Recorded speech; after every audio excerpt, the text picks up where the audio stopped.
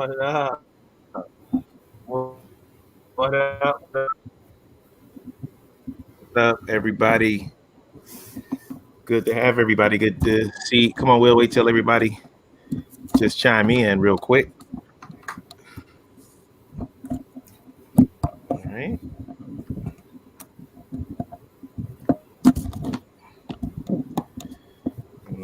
Uh,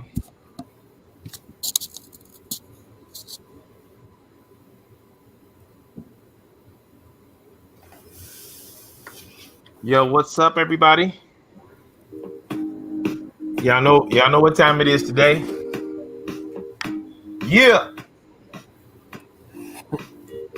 we're gonna do an interview today with the Harris boys today, and you know this is why the channel was actually created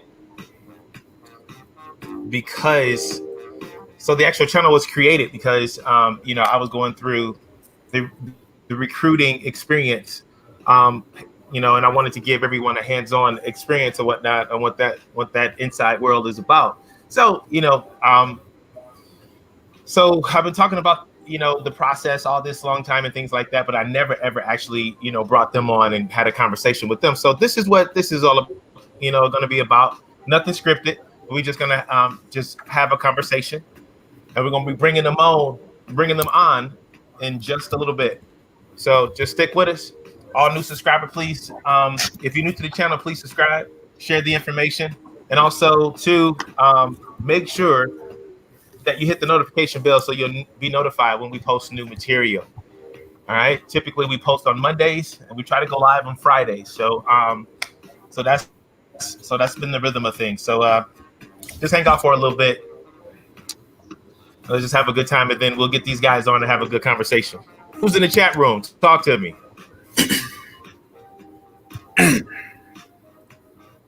That's, who we got in the chat? If you're in the chat, make sure you are posting comments. Let me know who you are, and we're gonna be bringing the boys on real shortly.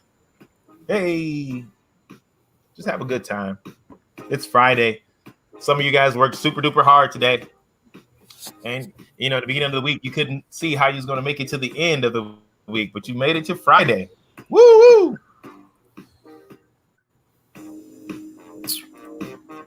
All right.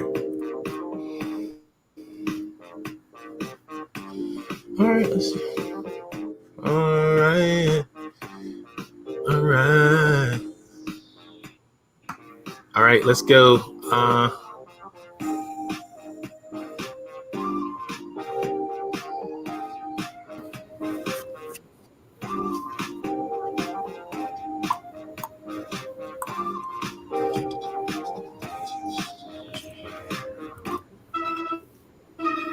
Let's see.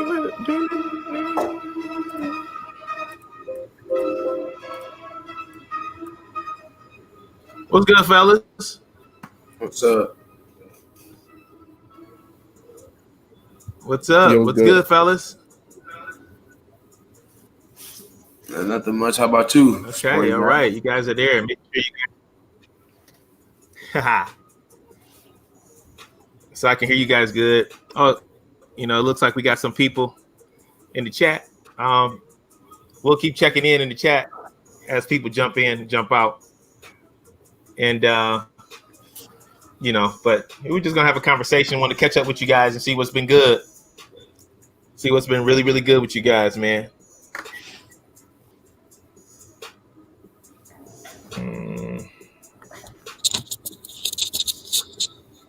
All right. So, all right. So if you're new to the channel, make sure you subscribe. So what's been up, fellas? Nothing much. Just been grinding. I mean, just staying out the way, doing school work and getting ready, for college.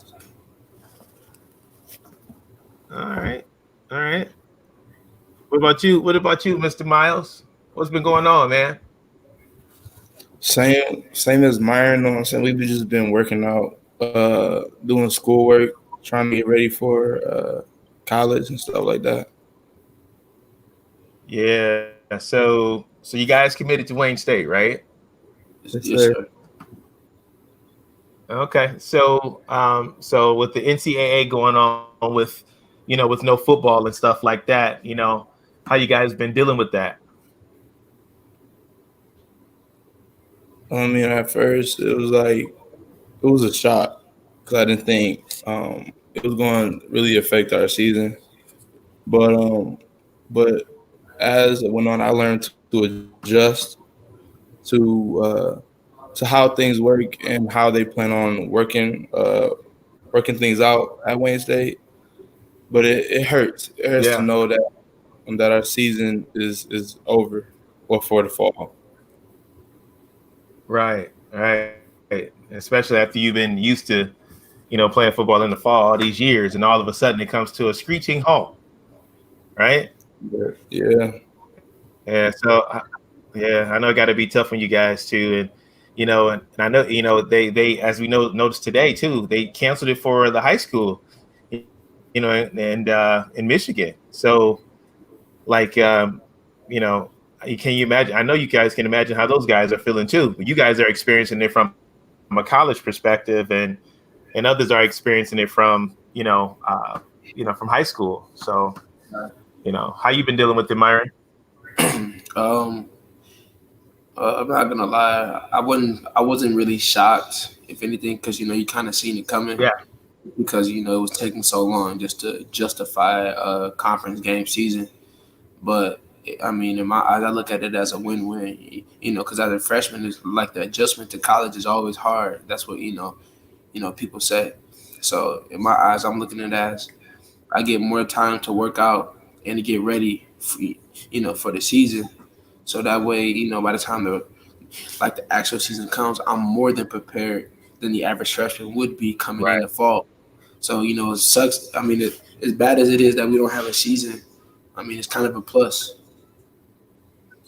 right, right. Yeah, it's can it's a lot of sad people around right about now. So but the good news is that it's not over. But it's just not gonna we're not gonna be planning at a time where a time that we're accustomed to. Hey, listen, those of you that are in the chat, make sure that you say something in the comments so we'll know who you are. So we can check in with you from time to time. If you're new to the channel, make sure that you subscribe, and hit the notification bell. Share this information. We're trying to get to 500 subscribers. So, but yeah, so we chatting with the Harris brothers, and let's check in real quick. Let's see who we got. Let's see who we got, fellas. All right. All right, we got Aunt Nene in the building. Aunt Nene. All right. All right. Who else we got? Stacy. Hey, Stacy. How's it going? Make sure y'all say what's up to the people, y'all. They Hey, tapping what's in. up? what's What's up? up, Who's that? Uncle Who's Joe? that? Oh, this is great. Yes, sir. Uncle Joel in the building. Coach Williams. Let's see. Uh, let's see. Yeah, you see. Oh, Uncle, okay. They show you some love, man. Look at the Otto was love, good. bro. Look at the love, man. what's good, Auto? Uncle Otto in there. Otto was good. Yeah.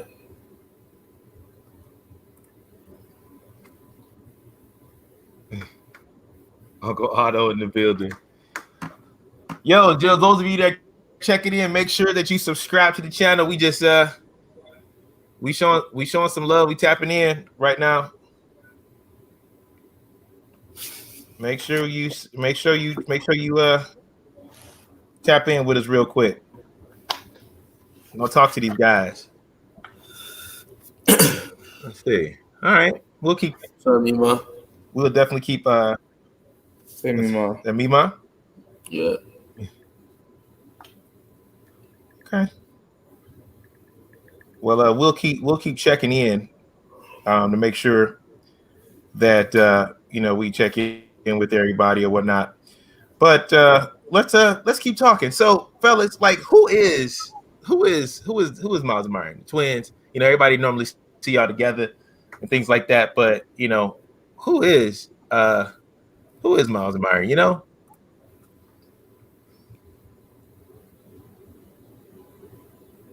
I mean, like for me, it's Who are you like, guys? Let's go. well, I'm a Are you? well, I mean, are you guys? Are you guys the same, or are y'all different? You know, even though y'all twins, no, like what's up? Do people believe you guys when y'all when you guys tell them y'all twins? No. we're literally like the complete opposite. I'm more preservative, chill, and Myron is more outgoing and wild. So it's like, Oh, but it's like, when I what you tell, mean? What you mean he's more outgoing and wild? I mean, like, cause he's more interact. He like interacting with people, and I'm more chill, and I don't really like approaching people first unless I have to. Uh-huh. But Okay. um, uh, like I was saying, like when people ask us or people ask us if we're related, I tell them that we're twins, and most people don't believe us because we don't really look alike. Some people think we're cousins and stuff like that, but I be telling them that we're twins, and they don't really believe us until, you know what I'm saying, our friends or people that we grew or been around, you know what I'm saying, vouch for us. I have there's multiple times even in school where I've had teachers and some of my friends be like, "Wait, are you and Miles cousins?" I'm like, "No, we're twin brothers." They're like, oh my god, I didn't know that." So, but yeah, but me and Myron, I'm very energetic, outgoing, not afraid of rejection. I'm more of like like I get after it, you know. Cause I don't care what people think, so it's like I'm to be myself. You know, what you see is what you get. Type of deal with me. So Okay.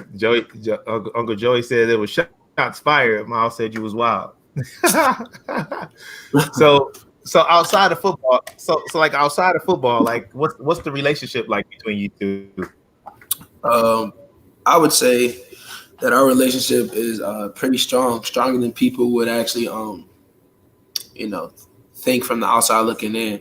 You know, like of course people always see us together. You know, and people be like, oh, because we're twins, they're always together. But for the most part, like we are super close. I mean, you can kind of see that even in the game of football. We oh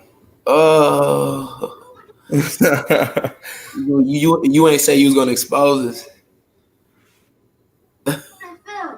Who's this guy right here? Look at him going crazy.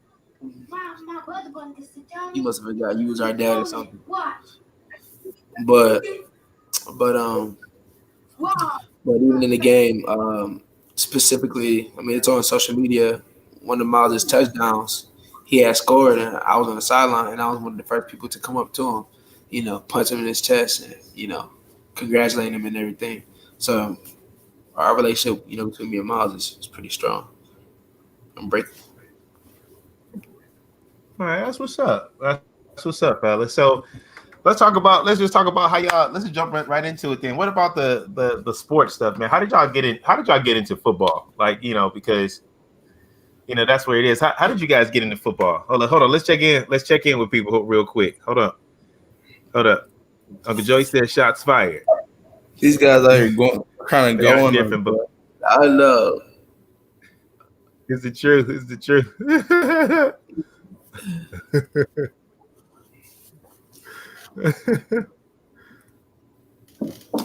Oh man. So how'd you guys get Miles likes to tackle and Myren doesn't. Is that true? Yes. So so uh so let's talk about that. Like, how'd you guys get into football, man? It was first like our dad came up to us one day and was like, Miles, I'm right here. okay, I'm right here, Miles. I'm just saying like, do you want to speak in different Right. context? Do you want to, you know what I'm saying, acknowledge you or something like that? But it was more of like like you had came up to us and asked us if we want to play football or not. and we was like, of course, Right. like really young, so we was like, yeah, why not? And like we didn't think that we'll get so attached to the sport. But as the years went on, we ended up growing on it, and it's like we got really attached to it, and we like started to develop a love for it. Yeah, yeah. I say the That's what's same. up. Go ahead. Yeah, I mean, for me, I'll say the Go biggest ahead. thing was, I can really remember, we were, see, back then, the PS2 was, it was hot. And we were playing the PS2, and we had a PS2 and the Xbox, and we were playing it. And then dad, came home, busting the door, and was like, and you sat down, I was like, hey, yo, do y'all want to play football? It was like, being kids, of course, you say yeah to anything. You know what I mean? Like Myles said, not knowing if, well, not knowing that football, would be, our life, like our passion and everything. Right. That's what's up. That's what's up. So you guys start, I introduced you to it, well, just say, hey, do you guys want to play? You guys say, yeah. And then from that point on, you just kept developing the love for it, huh? Yes, sir. Let's take a look. Let's go down memory lane real quick. I remember back in these days when you guys were playing youth football, right? That year they Youth was doing football, man. Is that this MSC threes, Myles? Yeah, I was on the line that year. You was on the line this year? No, yeah, I was playing. I think left tackle. What? Yeah, Uncle Joy know What? about that. Uncle Joy know about that. Playing at running back.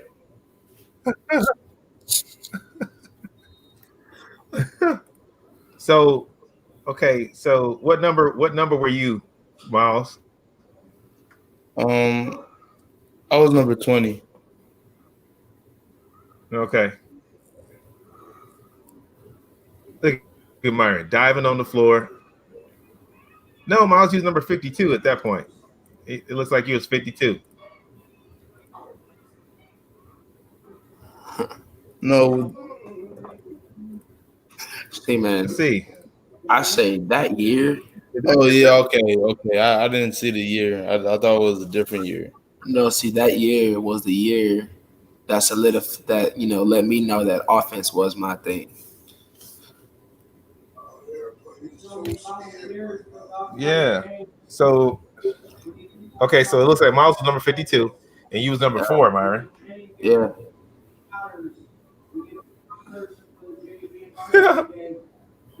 Oh, you was that quarterback. yeah. Because remember, Logan got hurt, and there's Oh, Myles that's right there. Myles running. Okay. That this game was terrible. I played soft this game. So you guys start playing, and then like, what kept you guys playing? Football. What kept you guys playing, man?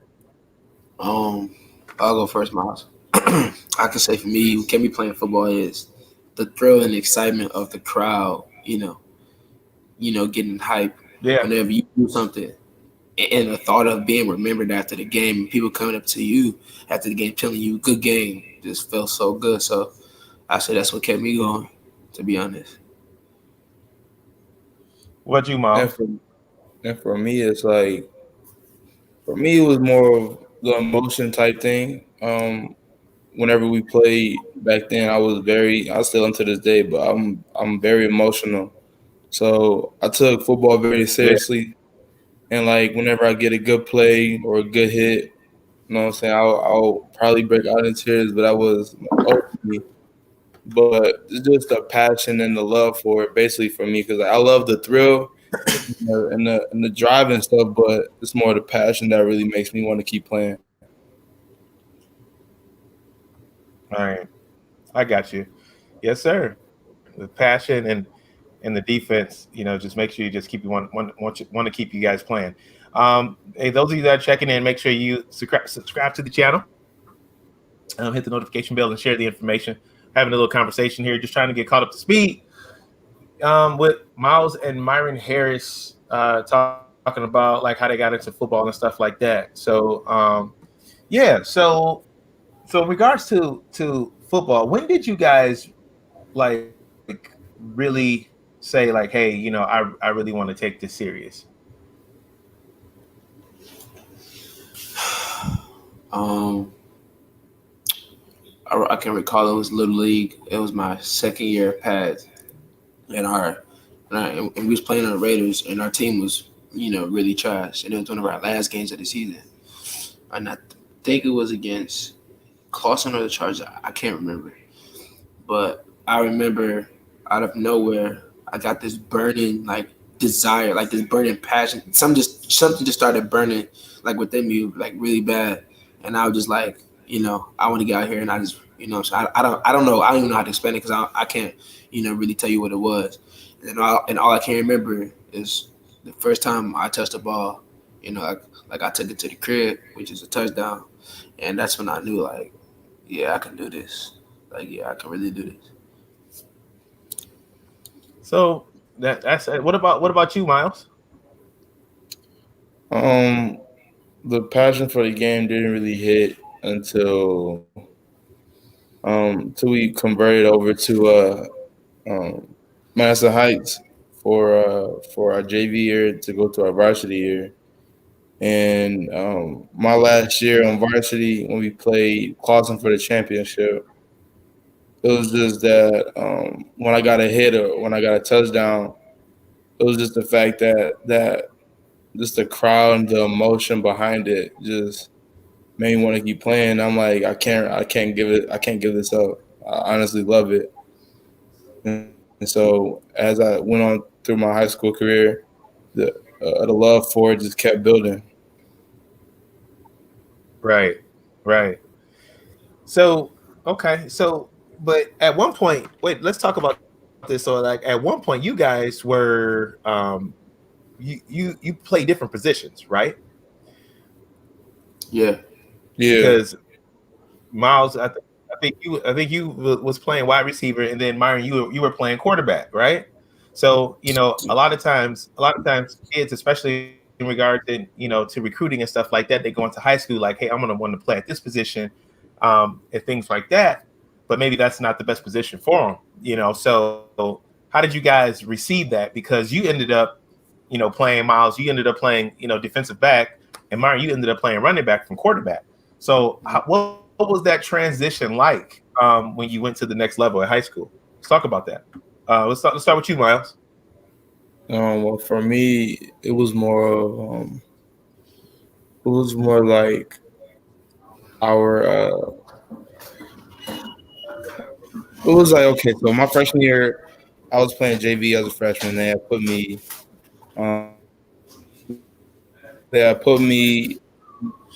at and they told me that I was going to play plays, but they was really wanted me to focus on playing um, defense.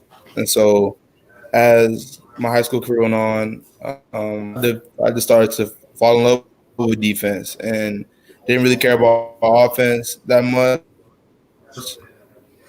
But when I had to play it, I had to play it. But when they changed my position, it was like I wanted to play, so it was an opportunity for me to get on the field. But Right. then they changed my position, so then I just started loving defense since then. All right. So in this clip, they back in your dad had to put this on. This is when you were playing wide receiver, and Myron was playing quarterback. So, but you just once they switched your position, Miles, you just fell in love with defense, huh?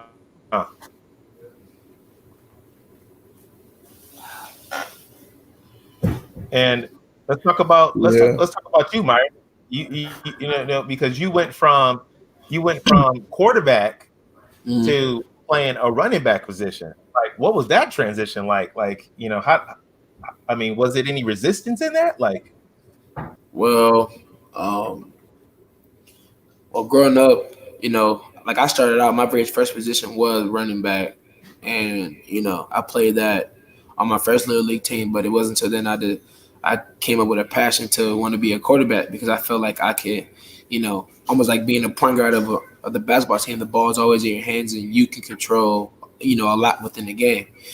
And so Right. uh, I say that the transition to running back, it wasn't hard, but it just wasn't something that I was ready for. I mean, because growing up, like I said, I knew offense, was my thing, and you could put me anywhere on offense, and I can make it happen. So so the transition wasn't necessarily hard. I just wasn't ready for it. Like I knew it was going to happen, and I knew Right. it was the best thing for me. But yeah, So okay. So you just knew it was the best thing for you, but it was just kind of like you. So and sometimes you may not be able to see the vision, but it's all about like maybe trusting the process and trusting your situation, trusting your coach, and things like that, right? right. Oh, okay. Those of you that are in the chat, if you got questions, um, just slap it in the chat. We'll get to them or whatnot. Or if you got comments or whatever, we'll slap it up on the big screen and things like that. If you want to actually come in, and have a conversation with these guys, you're more than welcome. Just let me know by via request in the comments, and we'll make it happen. Uncle Joey said he hate that we didn't win that season. I know it sucked. I mean, we Oh, almost did. go ahead and tap in, Uncle Joey. Go ahead. You know you got something. You know you want to get on. Tap in.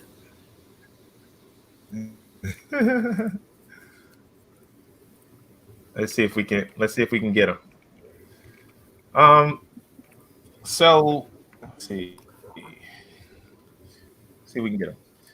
So you guys switch positions. You guys start to love it, and so now Myron, you had a transition to running back, and Myles and going into your junior year, and so did and Myles was going into his junior year at a new position, playing the defensive back position and things like that.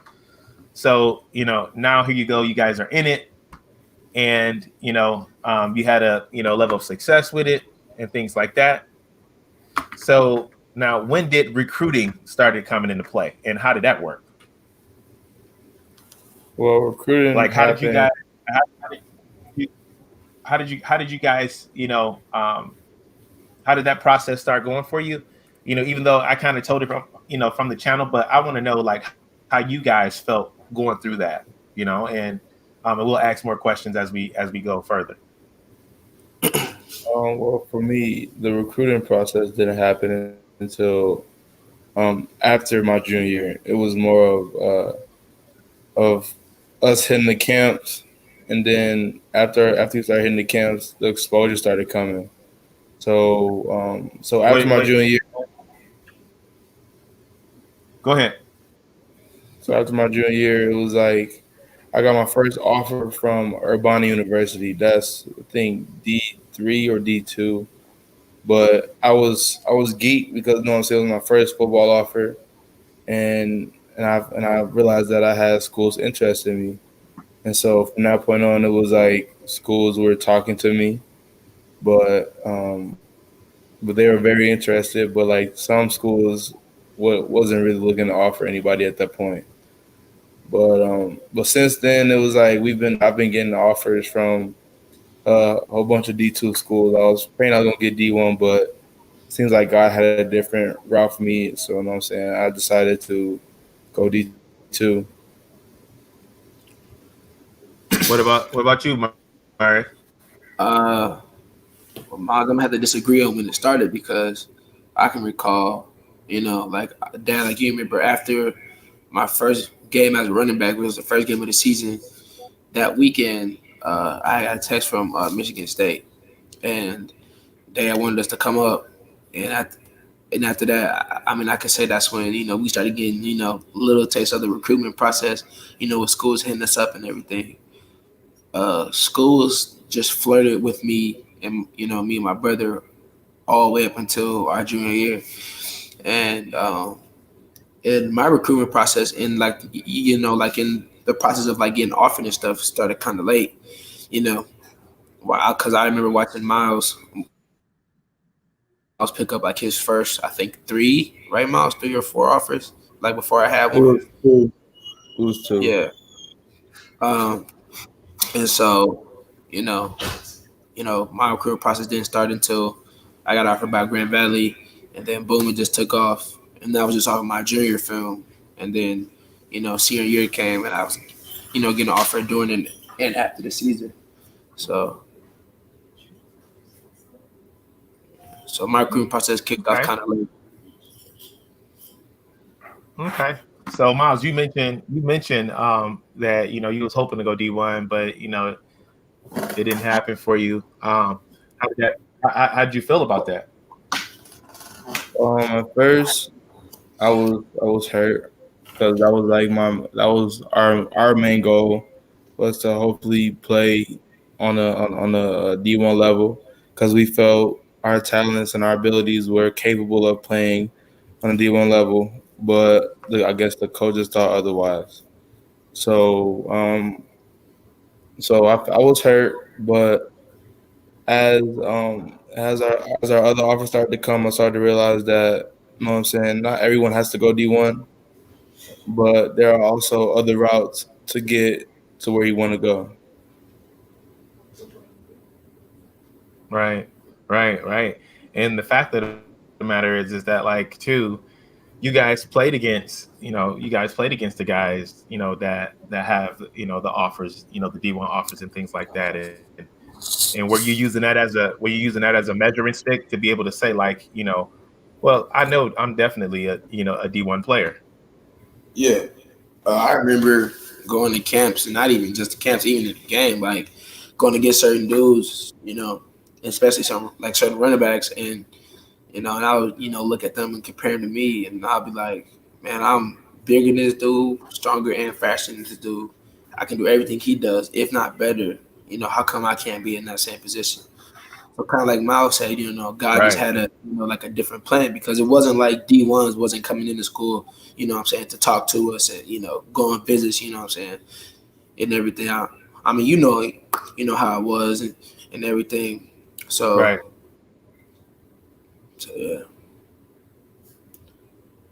Okay. It's because I'm pretty sure that you guys was receiving that question a lot. Everybody, people were asking you guys like, why didn't you guys go D1? Oh yeah. Right? Yeah, I remember literally the night that we committed to Wayne.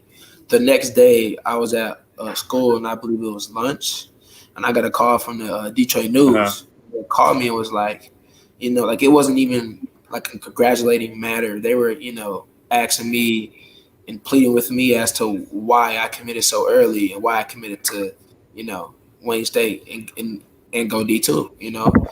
Obviously, Right. obviously in my head I thought, I was better than Division 2, but I think people get so caught up in the hype of being D1 and not really looking, Right. not really looking to like Right. into it. So, at first it was kind of embarrassing, is because, it's like, as a player and, what you did in that season, and what you accomplished, and let alone, Right. you know, like the stance you have in the state, you know what I mean? It was rather Right. embarrassing in the beginning, but then I just, kind of just grew out of it and accepted it, because like Miles said, it was, God's divine plan. And once I accepted that, I felt better, and then it felt like committing to win was the best thing for us. Right. Right. So, Myron, you kind of hit on something, and I'm gonna bring Uncle Joey on in a little bit, but you kind of hit on something. You said that everybody's caught up in going D1. Just talk a little bit about that, because a lot of players are out there. They're hoping to do that. What I'm saying, wanting to go D1, but it's okay if you go D2. Talk a little bit about that. Um, well, I'll be I'll be fast, Miles, but I can say for me, I've seen a lot of players that were just as good as me, or if not better, go D1 and and fail, and you know what I mean, and just fall right Right. off the radar just because yeah, you were good enough to play on that level, but maybe God wasn't ready for you to you know play on that level just yet. You know what I mean? So. Right. Right. So I mean, I'm not gonna lie, I was one of those players that was really caught up in trying to go D1, especially after I knew like within myself, like, hey, Right. I can really do it. Like I could play anywhere on D1 and dominate. But Right. I mean, Right. yeah, I mean, yes, it's easier for me to say, not to get caught up in the hype because I'm going Division 2, and I'm not just saying that to that's like that self clarity or anything, because I can care less. Division 1, D2, D3. If you good, they'll come find you. So once people get out of that mindset of oh, I'm trying to go D1, like the doors that you actually would want will open up, and it will show itself. Right. If what I'm saying makes sense, if you can piece together what I'm saying. Oh, absolutely, absolutely. And I wanted you to kind of talk about that because it's not about going. I had one guy, interview. He was like, it's not about really going D1. It's about going D3. Whatever. Schools that's showing you some love and that actually want you to play, because a lot of those players that did go D1 don't necessarily see the field. Like they want to or whatnot. So I thought that was a crucial point. Miles, what kind of solidified, because I know originally you was actually getting some, you were getting some love from some D1s or whatnot, but once you discovered like, hey, it's it's probably not going to happen. What made you roll with Wayne State? For one, based off the love, then just a feeling that I felt was wanted.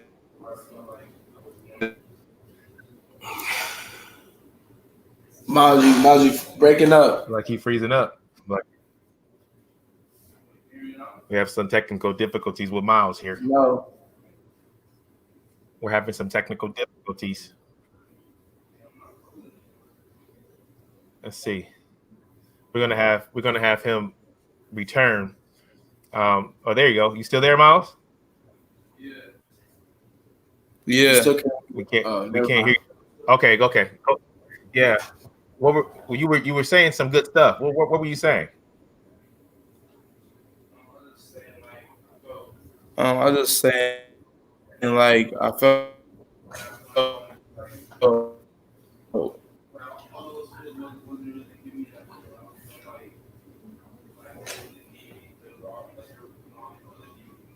Miles, really we need can't hear me you. because they was all like they were recruiting all these other It looks like DBs. we're having some technical difficulties with that. Miles, leave and come back. Oh, there you go. There it is. There you go. Okay, now we can yeah, because you're having some technical difficulties and we want to hear what you got to say. And then we're gonna bring in Uncle Joey. Those of you that are tapping in, where you at? Where you at? They play. Let's see where you at. Where you at?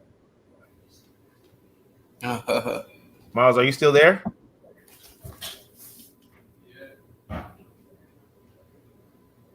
Why don't you go out and try and get back in, Miles? In the meantime, let's bring in this guy. What up, man?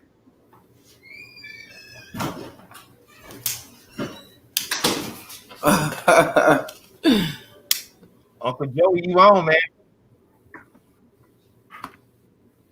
We can't hear you. I can't hear you. We can't hear you. All right, Miles is back. Let's see. Pachino, he about to try to give us the ESPN questions.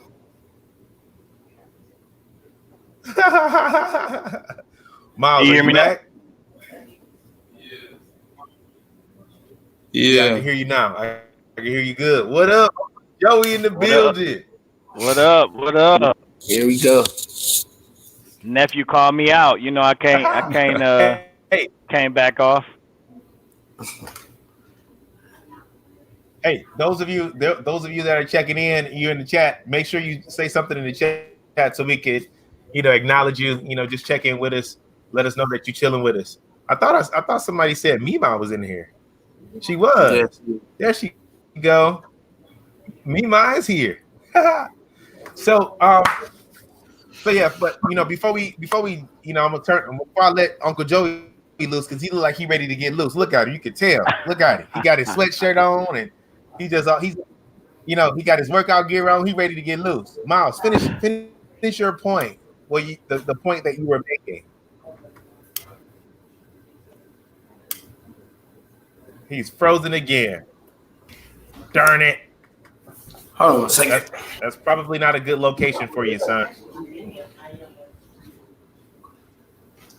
That's probably not a good location for you, son.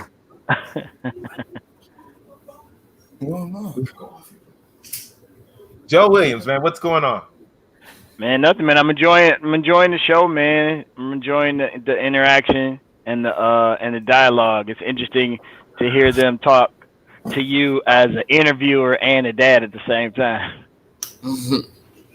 Right, right, right. And at the end of the day, nothing special. We just we just on here just kicking it, right? Yeah. So your nephew did call you out. Myren, you told him to tap in. He tapped in. He said, "What's up?" Yeah, cause I know he either wants something to say or he got some questions he want to ask. So see, I'm gonna be nice. I got some questions for you though. I do have some good bring questions. it. No, bring it. Look, I'm born and ready. I'm ready for the media. I was born for the media. So that is probably true. Nah, so I did have a question though because I think it's interesting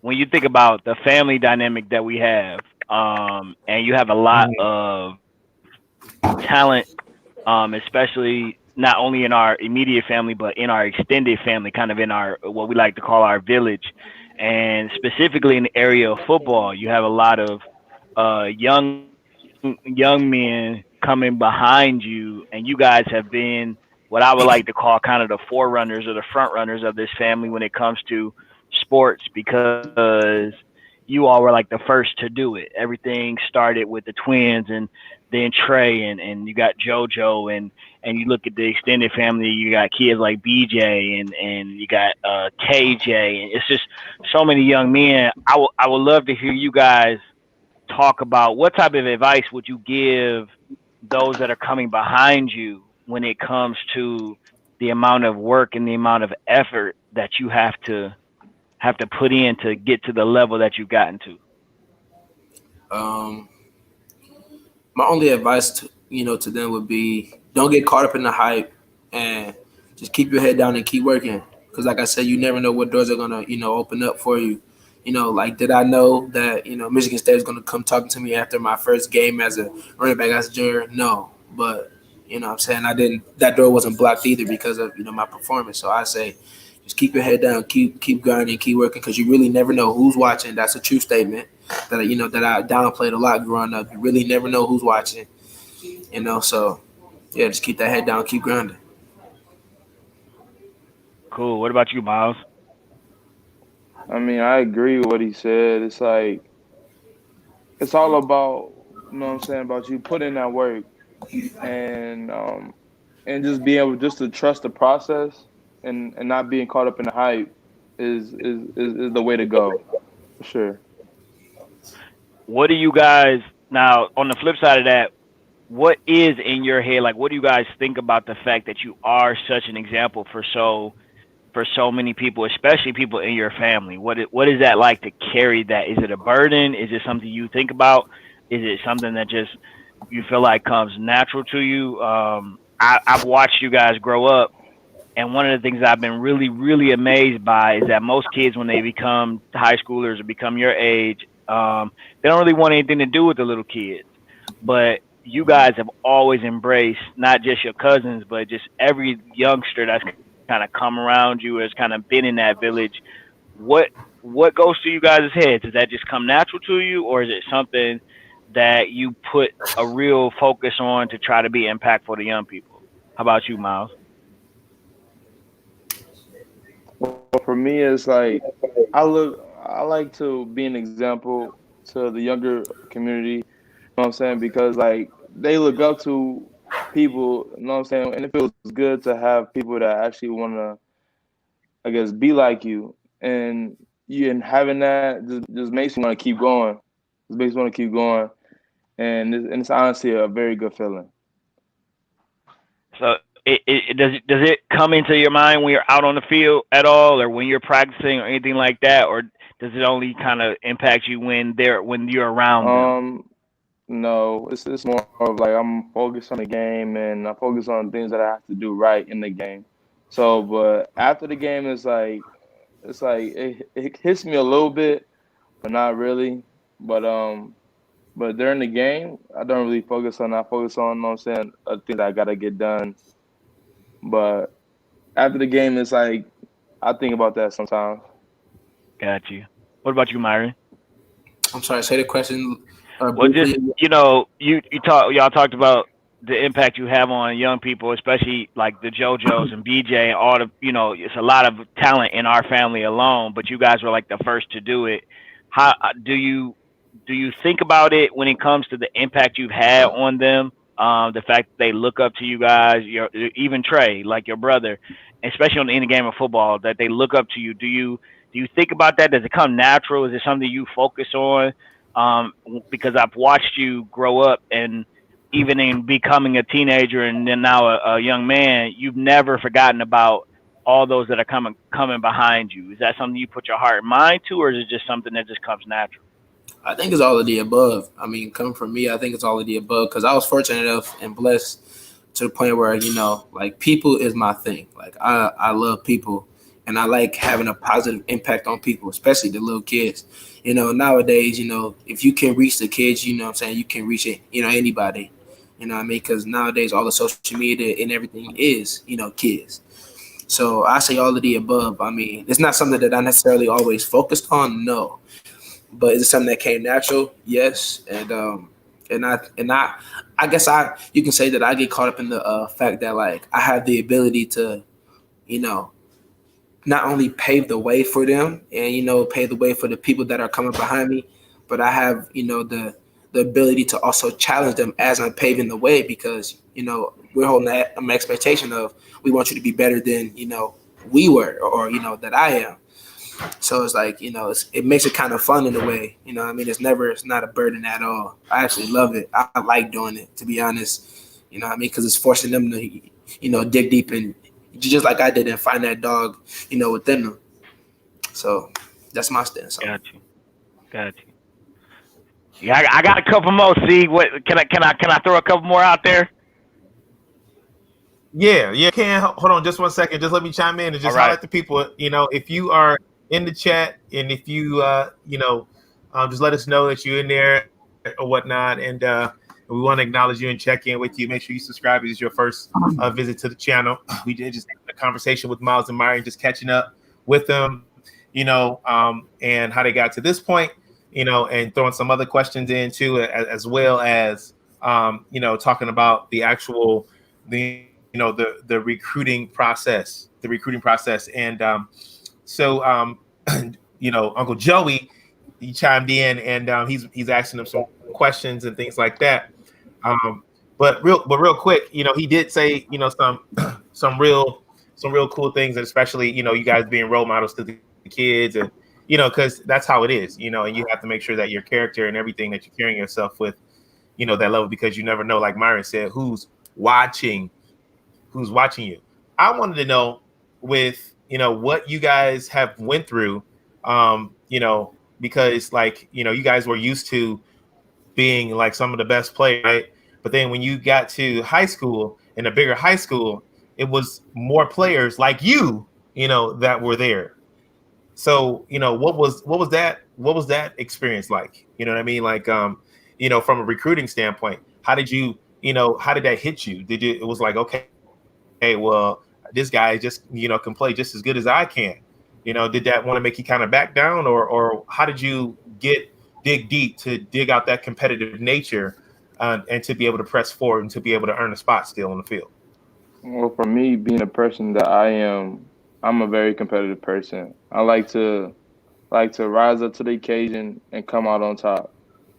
And when I see people like that, I mean, the old Miles would have backed down, but the new Miles, if he would, if like, I mean, I'm gonna go across that again, but when I did, it just made me want to rise up to the occasion and just knock it down. Basically, I was ready to compete, and I ended up winning the starting spot in high school. My first year back from an injury, and and it was and it was a good feeling. Just being able to compete with other people who are as good as me, if not better. But if I look at it as like not an opportunity, but just a way of competing. I mean, I like it. I mean, I like competing, and I like the way, you know what I'm saying, how it works. But good response. All right, go ahead, Uncle Joey. Um, so let's have a little fun. As a recruiter, if I'm a recruiter and I was looking at your game, I'm looking at you guys on film. It's easy to identify the good stuff. So what y'all do well. We see it. We see the plays. I think one of the greatest moments this year was I think I want to say it was that kickoff return for you, Myles, in a game where I think there was a championship on the line, and Myren, I think one of the greatest runs I've ever seen was that same game where you took the ball up the left sideline and ran through 50 people and scored, and then even your ball flip got swag to the referee. I mean, it's amazing. But what is your weakness? If I'm a recruiter and I'm looking at the film, what is the one area of your game that still needs a lot of work? There's a couple areas for me. That's why I'm a true believer of you can never be quote unquote too good at something. You can always get better at. So I could say for me, one of my weaknesses, well, a couple of my weaknesses is on some of my runs, I would make a cut too early and make it hard on myself, which making me work even harder when I could have just either kept going or made a simpler cut or just read it a little differently or had more patience, then I would have done something far but beyond greater than what I actually did. So I would say that me predetermining is one of my weaknesses. I would say um, uh, my the ability to hit the hole a little bit faster. Yes, I can hit the hole quick and get through the line of scrimmage fast. But I think that it needs to be a little and a lot faster. Especially if I'm really trying to make it to that level, I think it needs to be a whole lot faster than what it actually is right now. Got you. Yeah, it's your turn. While you're looking at the camera. What about you, Myles? Well, for me, it's like as a DB, my weakness is coming in and out of my break. I mean, I've been working on that all summer. With my coach from high school, I've been going to the field with him. And another one is flipping my hips. I have a hard time, you know what I'm saying, opening and then trying to open up to the other side. Like I can open to my left side perfectly, but when it's time to transition, I either like counter hip or either you know what I'm saying, whip eye. But that doesn't work all the time. So I gotta work on flipping my hips to both ways instead of, you know what I'm saying, flipping it one way. But that's really it for me as a DB. Got you. Got you. The reason I asked y'all that was because I think it's easy again for youngsters that are trying to play this game to really get focused on the hype of the great moment, but understand that even the good players have things that they still are working on to this day, especially considering the fact that you guys have reached a level where a lot of people are trying to go, and then you still have dreams to get to another level. So I think it's important for them to hear about some of the mechanics and the technique that's important for you to be great at this game. Absolutely. And I couldn't agree with you more. And then also too, like, Myron alluded to it earlier, no matter how good you are, even if you're a professional, you still got areas of improvement. And we see professionals make a mistake on TV all the time, on national TV Yep. all the time. So, but I like that you mentioned. I can't let you get out of here, Joe, and because you mentioned one probably some of the best important moments like of their high school football career. And so why don't you guys why don't you guys take us through it? We'll start with you first, Myron, and then we'll let Myles take us through. Um, so where we talk? Where am I talking about this run right here? Yes. So there's a lot that goes actually, into this run, and I'm just gonna break it down for you, just really fast. If you can keep replaying it, pop, so then like people can get my vision. So earlier in the week, uh, my coach has said something to me. It kind of irked me, in a good and bad way. That Romeo came out on the podcast and in the article and in the paper saying that Chippewa is a straight finesse team, and all we have is athletes where we just roll the balls out and play. And Romeo is a team that everybody in Michigan knows is like a Detroit Catholic Center. They're a ground and pound, straight country boy football. You gotta put your big boy pants on when you play Romeo. So I had it in my mind Right. that the first time I touch the ball, I'm sending a message. I'm not juking nobody out. I'm not hurling nobody, because that's my game. People already expect me to, ground and pound because of my size and because I'm big for, a running back. But I like to show how elusive I can get in. I can move like I'm 180. But on this run, there was a lot of anger because I felt that if I needed to be respected and my wrath needed to be felt. Even talking about it, I'm starting to get some of the same feelings that I got before. So as I got the ball, I knew that the cut was going to be fast, and I knew that I had to make it quick.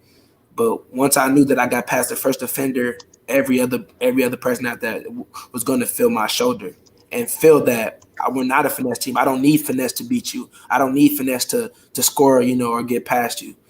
And if I'm being honest with you, I'll explain it to you. I'll explain to you, after the game pops, that all throughout that run, literally, if you notice, my head didn't go left or right. It stayed laser focused on the end zone.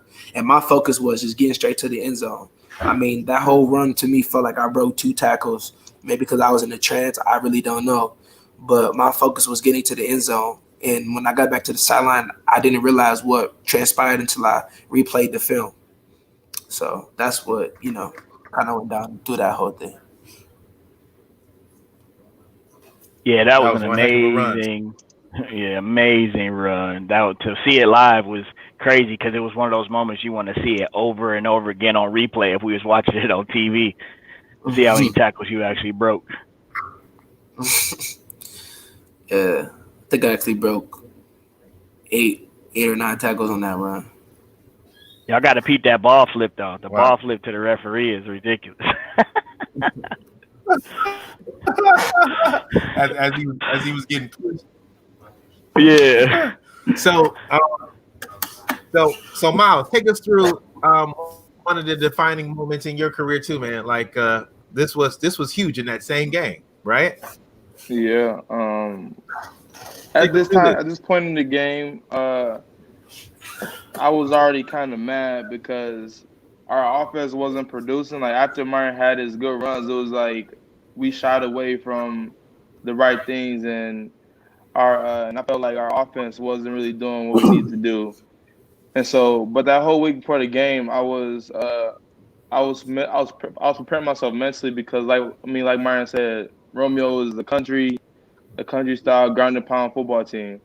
So me playing my junior year, I was getting ran over, like they was running me over and all that. So I was trying to avoid that. So I was preparing myself physically and mentally, so I'll be able to come out ready to bang. But that run, I was already mad at the time because, like I said, our offense wasn't producing. Our defense was locked down, but we just had to keep going out there because of very silly mistakes. But that run, I told myself, I mean, like Myren came into me like score. I mean, I was already planning on taking it back to the crib because I was already mad. But Myren came up to me, punched me in my chest, and was like, "Just run." So I was like, say less. So I was hoping the ball get kicked to me, and it got kicked to me. And so once they kicked it to me, I caught it, and I just looked forward, and I just took off. I didn't. My blockers was there, but it was like I need to get to the end zone somehow, some way. So I'm gonna make that happen. I just want to know something along Miles' run because I kid you not, because this was going into I think, or this was in the fourth quarter I think, with a little bit of time left to go in the game, and Yep. all of a sudden like this feeling just came upon me, and I went up to Miles, and like he said earlier, he gets passionate. Sometimes the tears start to flow, and the tears was flowing for me, and I came into him and I said, Miles, just run, because I noticed that like he wasn't really running how Miles runs, and we all know that, and so I was like, just run. And in this video from the, like if you were to hear the audio of it in the beginning, when he first was looking up to catch the ball, I literally shouted to the crib. I was like, to the crib. And then I started running down the sideline because I already knew it was a touchdown. Just because when I told Myles to just run, we like connected, you know, visually, like on the eye to eye, and just the energy was just transferred, and like like and you felt it, you know what I mean, and you literally felt that energy transfer over to Myles. So that's all I wanted to say about that run. Is that that That's is that that crazy. twin power type stuff? I Twin mean, I powers guess you can unite. say that. I guess you can say that. That's crazy because I remember sitting in the stands during that game, and I remember when it's funny how we all have these kind of thoughts in our heads that you don't say them, and I think see you had the same kind of feeling about the moment that I did, and I remember thinking when he stepped out on the field, in my head I'm going, "Come on, Myles, run this back. Why not now? Right now, run this back." But I didn't want to say it out loud because I didn't want to jinx Right. the moment and then mess it up. But so I didn't say nothing as he started running.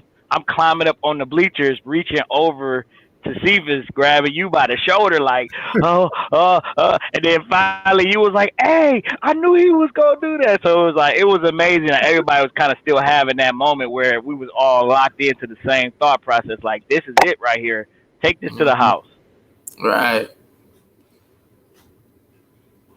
Guys, And if then you could do again, it That's all for the over emotion again, of the knowing what you highlight. know now, if you could do it all over again, guys, knowing what you know now, what would you do different? um, Hold on. Before we move on, I wish we could get I wish we can get Annini on. And I wish we can get you on, Annini. Miss, oh, she changed her name. Juanita Rollins. Hey, you. In order for you to get on, we need your email address. You have to give me your email address. You can throw it down. There's only 8 people in the chat. You can throw it down in the chat, and I'll copy it and I'll send you a link. But she said Papa called this play, and I remember, Papa was notorious. He was notorious for doing this, but I remember him saying that I remember him telling me after the game. He said, "I called it. I told Lynn this. I knew it was going to happen." He's notorious for doing that, for sure. mhm. um, Your but comment. yeah. So knowing what you guys know now, what would you do different? Um, I could say for me, knowing what I know now, I would probably, think smarter, not harder, and just bring a little bit more, every game. I mean, because there's not much that I would really change, but just knowing, like even my work ethic changed from last year, all the way up until now. So I would say, just bringing it a little bit more and thinking smarter, not harder. I mean, I agree. For me, for the What you know? same one. I agree. Think smarter, not harder. Cause I always low key put stuff. I'll make it harder for myself in like game situations, or when it comes down to playing defense and calling the right calls. I'll end up getting my calls mixed up and calling the wrong calls, and the plays all messed up. So it's like once if I go back in time, I'll just really, like Myron said, think harder, or think smarter, not harder. That's what's up. Now, real quick, and I'm gonna let Uncle Joey finish it out. Um, we got Big Dre in the building. We got Big Dre What's in the good? building. I know he got some comments and questions. Um, but tell me, Myron, you mentioned earlier about having a competitive attitude and a competitive nature, and you mentioned also too. We both of you guys mentioned about the actual the camps. Let's talk about the atmosphere of the camps and talk about how intimidating that can be and how to deal with that level of intimidation and what type of Um, attitude do you have to have being at those camps too. uh, I can say, well, first I can say about the attitude aspect of it. Going to a camp will really make you, self evaluate and really make you, check where your, mental stability is at and your mental toughness. Because you got people going Right. into camp to 4, 5 stars, 3 stars. You know what I mean? And it's really so it's like that. So yeah, that's what I would say about the attitude part. But I mean, in my opinion, I think camps are overrated. If I'm being honest with you, I think camps are very overrated. I mean, me individually, camps were never, really hard for me because, like I said, or me and Mal, just because that competitive nature. Like we love to compete. Competition is what I strive for. So, but yeah, I think camps were um, very, very overrated Why do you think they're overrated? because I mean, you're looking at what I can do or what people can do in drills. And don't get it wrong, drills is, what I'm saying, we got that in the bag. So I'm not saying it because I couldn't do the drills or anything, but it's like, to me, it's like you're offering people and giving, people chances off, off of just running around in some shorts and a t-shirt. You might as well just offer me playing football in my backyard then, if that's the case. And it's like you don't know what they could do in the past. And it's like, come on, man. I don't know. That's my thought process on it. Like, you sitting out here running around in tight shorts and no shirt or a tight shirt just to get, looks at by a coach, and then you may go out and dog this camp, but then go, in the game and be complete dookie juice. Yeah.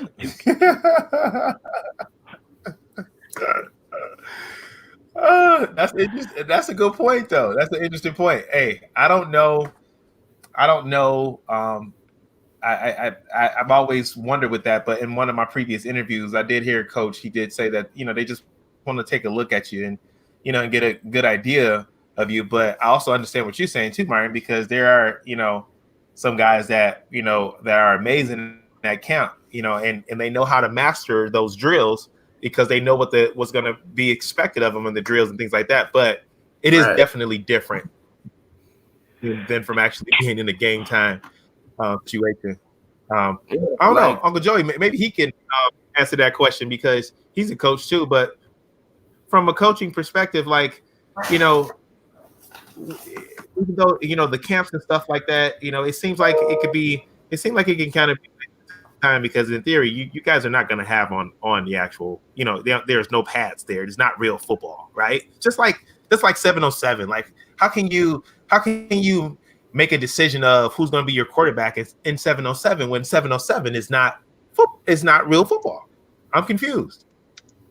If you're looking for somebody to support that narrative, I'm the wrong guy. I'm from the old school. I believe in what you do when you put the pads on is what matters the most. And I think that it's it's unfortunate because a lot of the evaluation process has been really dependent on what these young men do in camps and not what they do on Friday night, and especially on the big stage.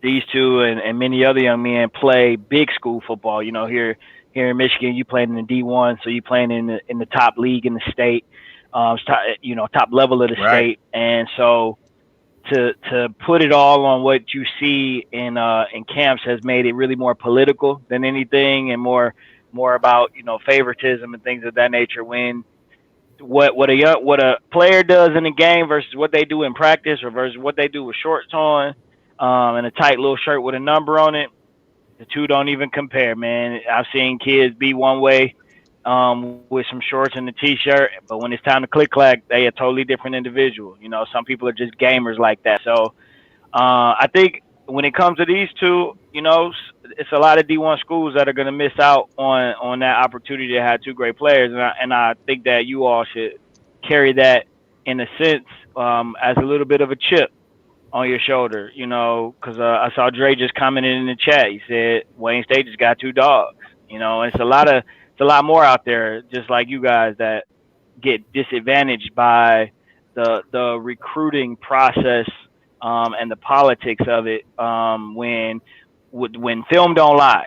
You know, you come up in the church. When I was growing up in the church, they say Memorex don't lie. They talk about the tape. Well, when you turn that film on, bruh, that's a football player. You can't deny that. Now, when I watch you Right. with your shorts and your cleats, you might be able to stay with me right now, but when I come out that backfield and lay that shoulder on you, you ain't gonna be able to tackle me. That's two different players, you know. So that's not. I'm not here to support that process. I can't do it. I don't understand it, and I wish that it would get Yeah. cleaned up a little bit, but it is what it is. Yeah. I mean, I think it should be. I think it should be based off of, how you look at camp. But I don't think that should be the end all be all. You know what you doing during the season. You know, because it's realistic. Is what you should be getting offered off of, not what you're doing at camps. So that's just my personal opinion because it's the real thing. But I think all you guys make some good interesting points. And but I did interview a coach, and we're gonna almost bring it to an end because Myles has a hot date. You already know.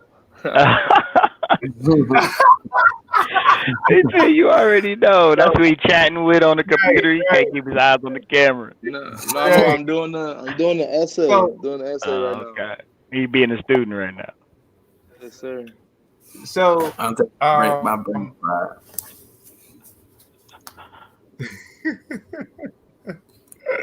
Hey, Pops, you have a question.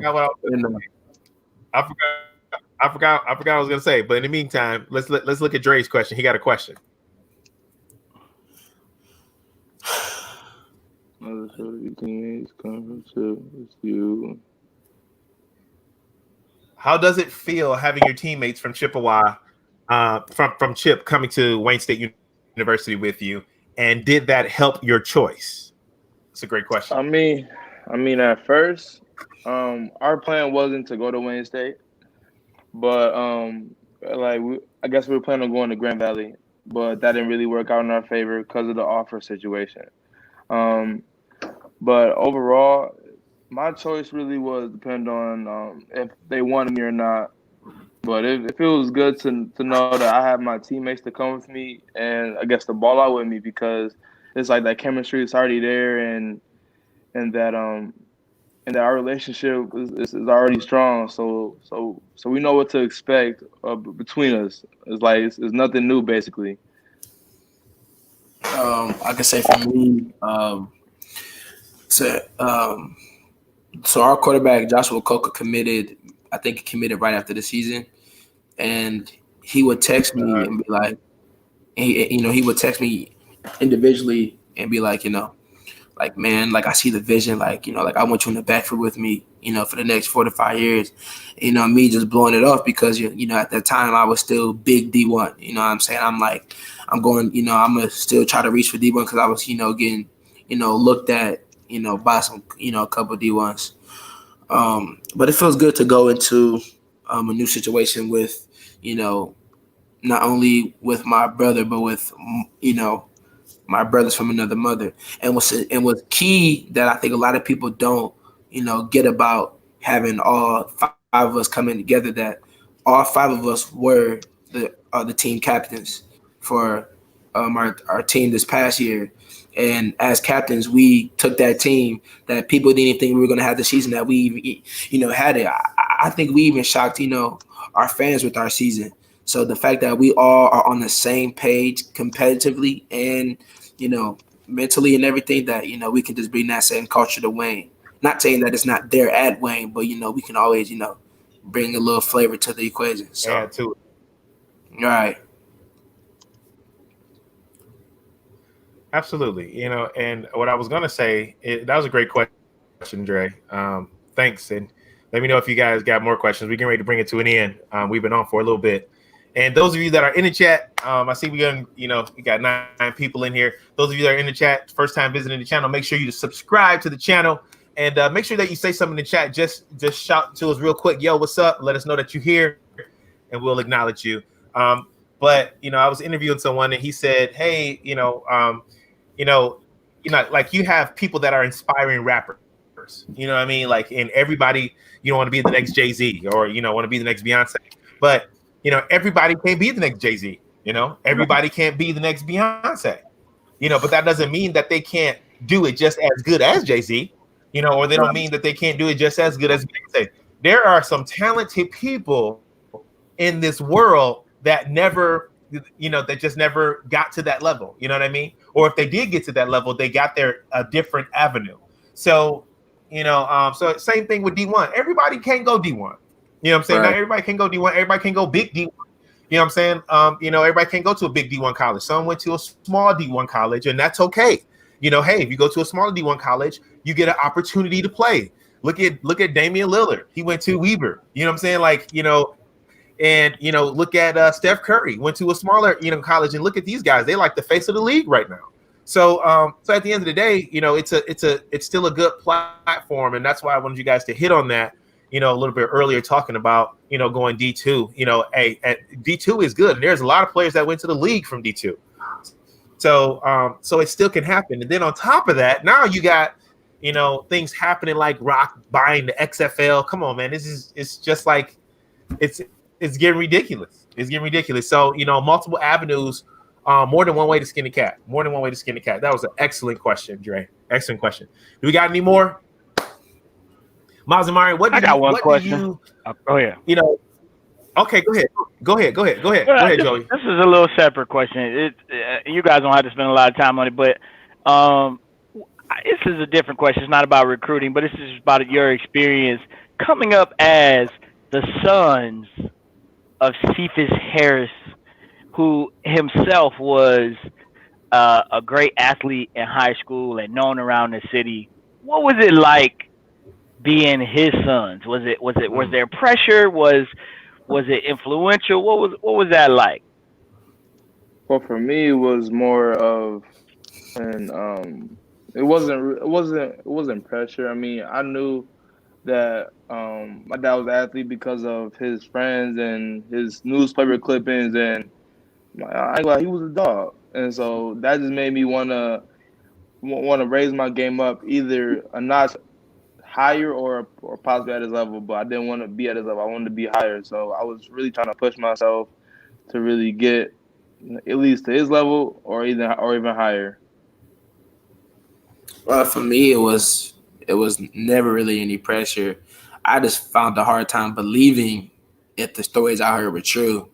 But I mean, I just give my dad a hard time because, why not? But I knew he was that, athlete because of how we are and how, he used to, demonstrate some of the stuff growing up. So I wouldn't say it was necessarily any pressure. If anything, like I said, it made me want to stay on my P's and Q's, and it made me want to, be better than him, you know what I mean? In the sense of like, he was well known in the city. I'm not only trying to be well known in the city, but I'm trying to, be well known in the state and then possibly the country.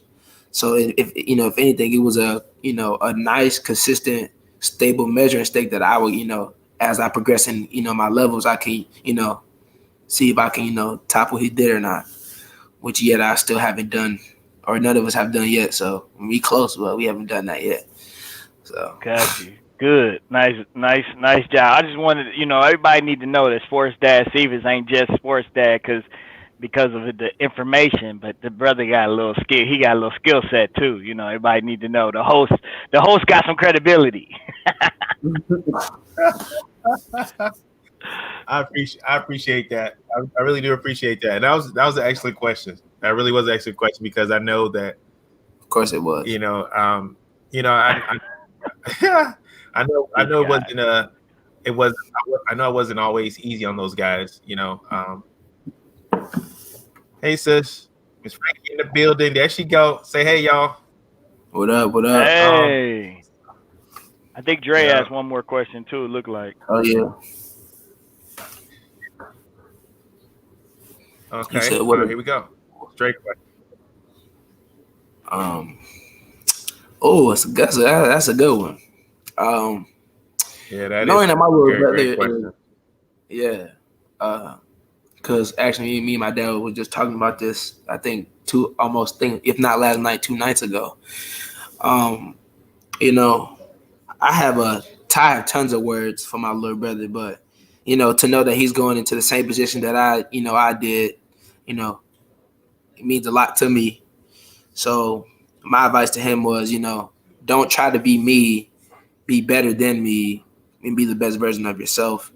Because a lot of times we get caught up in trying to be like somebody or play like somebody, when in essence everybody's not, everybody can't and not and are not that player.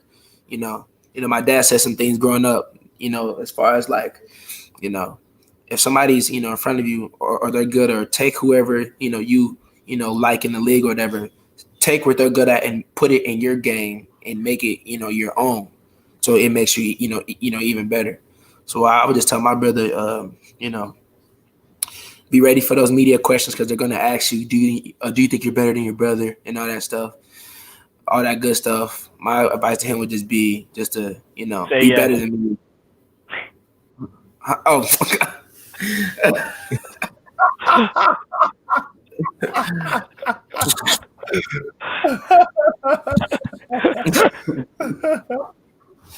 yeah, my advice is just I'm for him to sorry, I be had to. better. No, it's cool. It's cool. It's cool. Uh, yeah. So my advice was just for him just to be better No, than I was.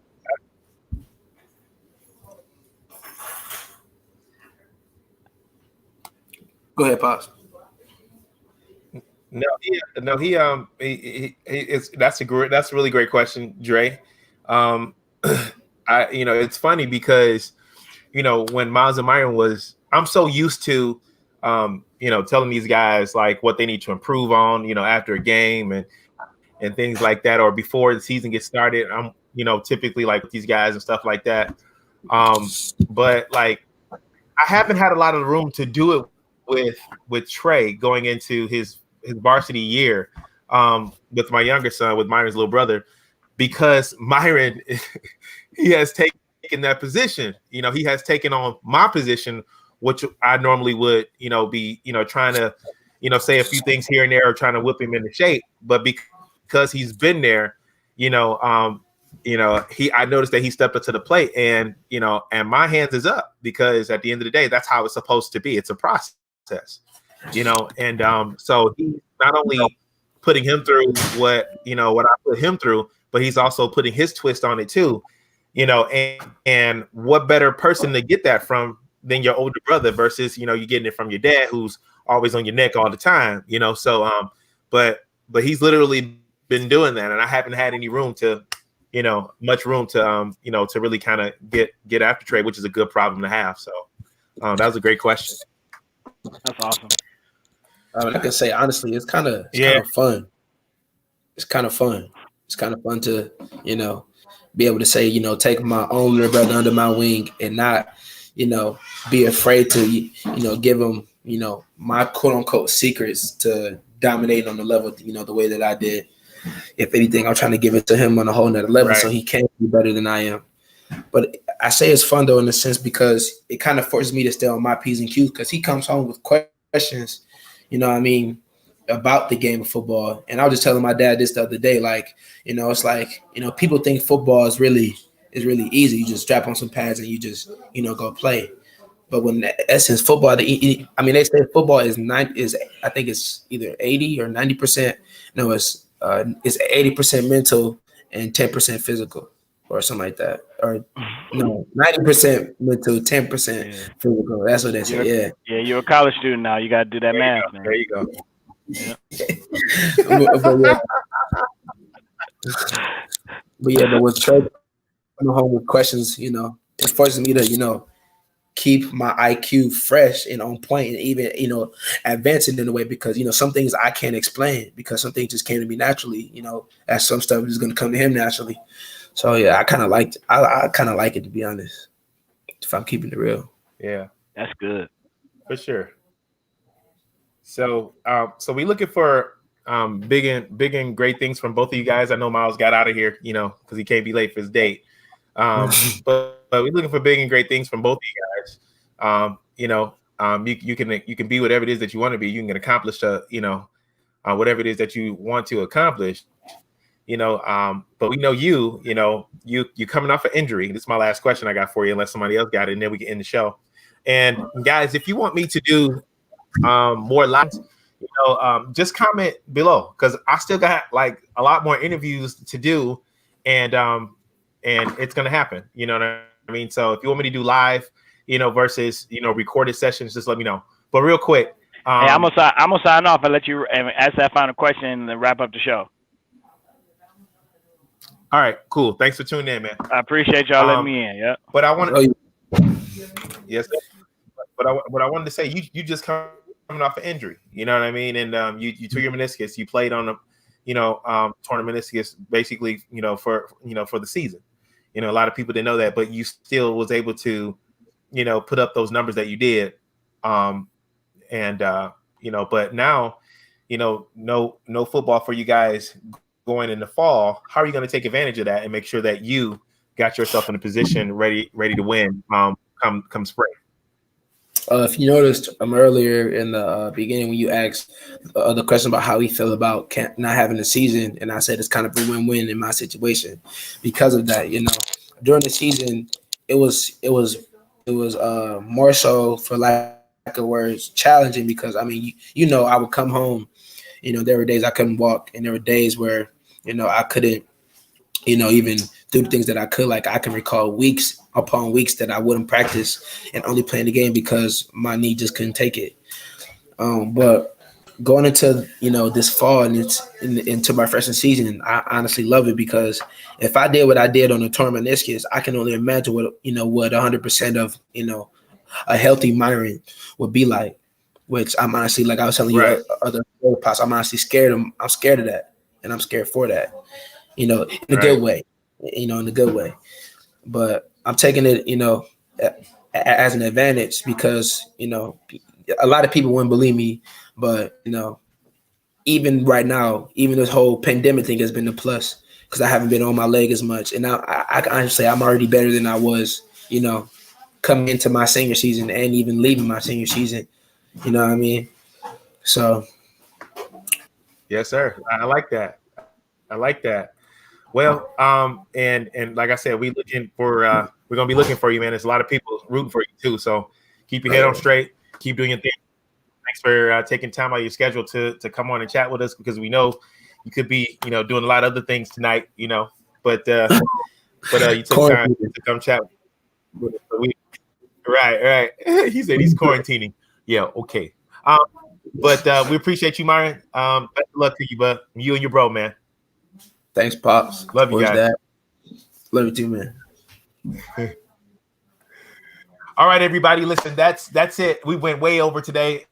As you notice, those live sessions, you can get caught up in it. But I'm telling you, it's just good information, just good vibes or whatnot. Spread this information. Spread the channel. We're trying to grow the channel. 500 subscribers is what we're looking for, baby. And I know it's going to happen. I know it is. But like I said, let me know if you want me to do more live sessions, or just, stick with the recorded sessions, or just keep doing the mixture of both, because I love it all. This is what I do. Stay tuned. We're posting on Mondays and we're going live on Fridays. But we may increase that. We appreciate you. And the best is yet to come for everybody. Stay safe out there and do what you're supposed to do. And we'll see you guys soon.